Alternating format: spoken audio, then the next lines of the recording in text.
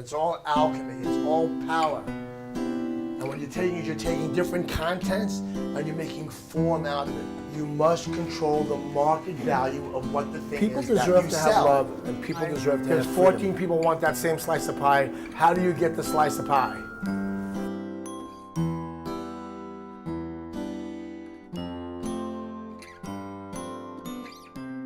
I know you're an advocate of support triangles, mastermind groups, and working with success coaches. Could you please speak about that?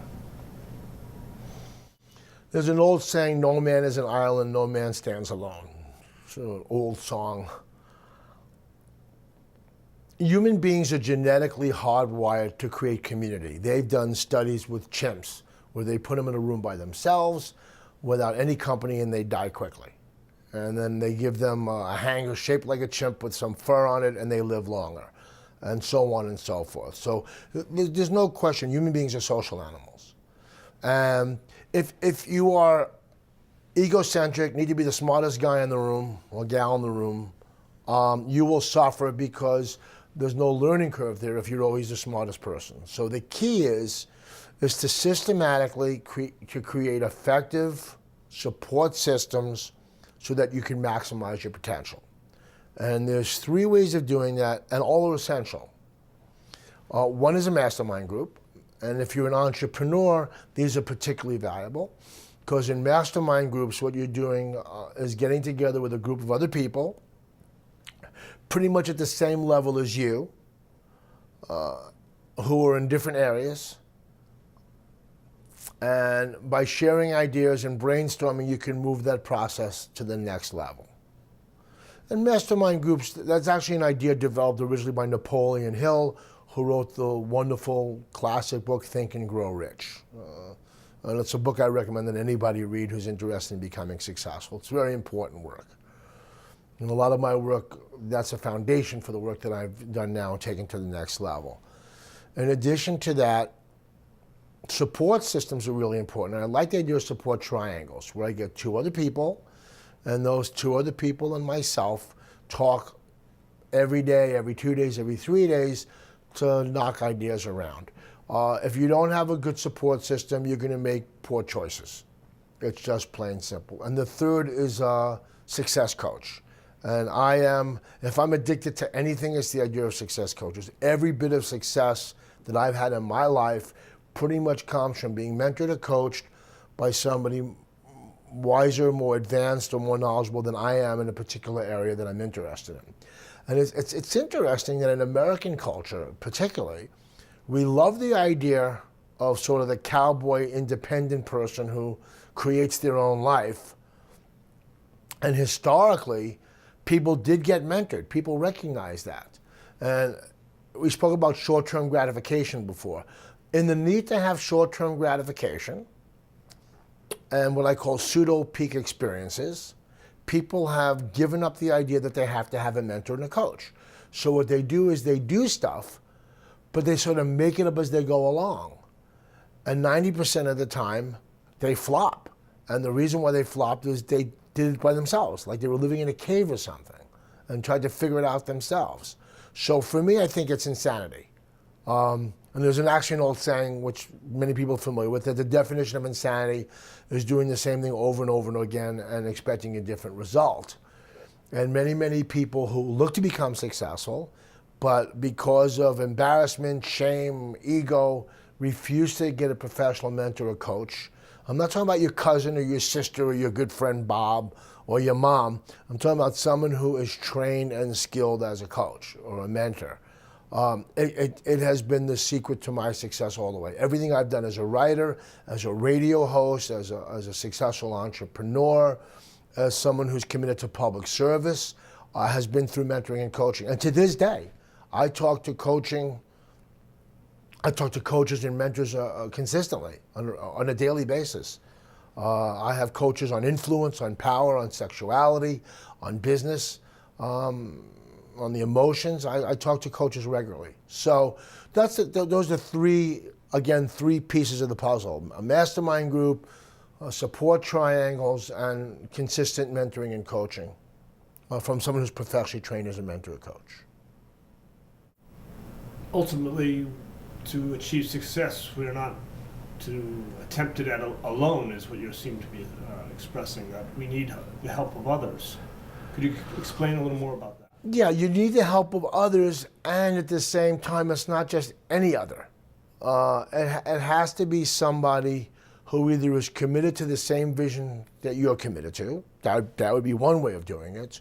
Or I love the idea of what's called reciprocal altruism. Reciprocal altruism is actually part of what's called game theory, and applied game theory is one of the theories that I've developed for success. And there's a manual on it. And in the manual, it talks about reciprocal altruism, that I do something for somebody, not absolutely selflessly. I do it for them with the expectation in some very small way that they will serve me or serve others who have similar interests to me. So it doesn't have to be a tit-for-tat situation where somebody helps me because I help them, but it's a general sense of community where a certain amount of my time and energy is given to serve others, and that those people understand that part of their life process is to serve others as well. And if we have a similar vision, we will ultimately serve each other in some way. And it may not be measurable specifically, but at the end of the day, we know that the reason why the movie of our life won the Academy Award of Good Living, to be metaphorical, is because the directors and producers and grips and limousine drivers and caterers in our lives. I'm being metaphorical, but anyone who tries to do it alone will probably fail. And if they are, they will not be very satisfied emotionally. There's no joy in doing it just by yourself. You mentioned eliminating unnecessary struggle as a key element for success. Can you speak more about this? Yeah. Look, all of us are immigrants. Whoever lives in America, unless you're Native American, came here, or they're the descendant of someone who got on a boat and came. And you can assume that the person that came here as your ancestor might have been the smartest guy in town. Maybe they were in a potato famine, or they were in Russia, or some country where people were being persecuted, and they got out. Other people stayed and died or lived terrible lives. And these people got in a boat or a plane and came here for a better life. But a lot of the structure of their lives is based on suffering and struggle. Maybe they had to suffer to make a living. They had to suffer against gender or racial or religious discrimination. They had to fight it out for a piece of the pie, what I like to call a zero-sum game. There's one slice of pie and 14 people wanted that slice of pie. So a lot of us have been trained to struggle to get what we want. But really, we live in a very abundant time. And if a person wants to have a slice of pie, and everybody else wants that same slice, they can go bake another pie. And so what happens is we have the ability to bake new pies in our lives. We have the ability to create abundance in our lives. And one of the limitations of that, which is tied to faulty belief systems, which we spoke about earlier in this program, one of the things that causes this unnecessary struggle is faulty belief systems. That you have to struggle, or that there's limitation in some way. So there's always going to be struggle of some kind, without a doubt. The question is, how necessary is that struggle? And it's not easy. You know, with mentoring and coaching and support systems and mastermind groups, we're able to define the places where we do struggle unnecessarily and get coached and mentored out of those patterns. So it's not like instant chocolate pudding. It's not something that you do just instantly. It takes time. It's a process. But the process is that if you wake up every day with the intention to have great success in all the ways that we talked about, emotionally, spiritual, physically, with love, with freedom, with independence, if your commitment is to that specifically, you will see that there are certain things you're doing that just plain get in the way. They're causing unnecessary struggle. And one of the key elements to defining whether you're struggling unnecessary or not is how much you focus on your wants versus what your needs are. And that just becomes another piece of that puzzle.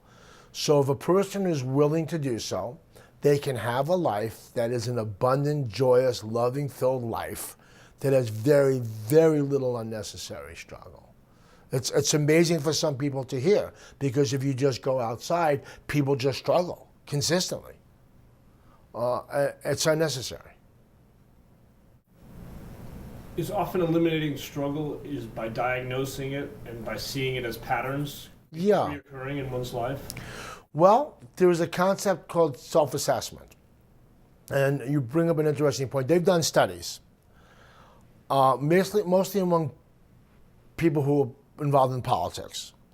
And they have shown that if I have a belief that's a false belief, and you show me or give me a fact that contradicts my belief, that if I deny the fact, you're actually showing me the fact, provable.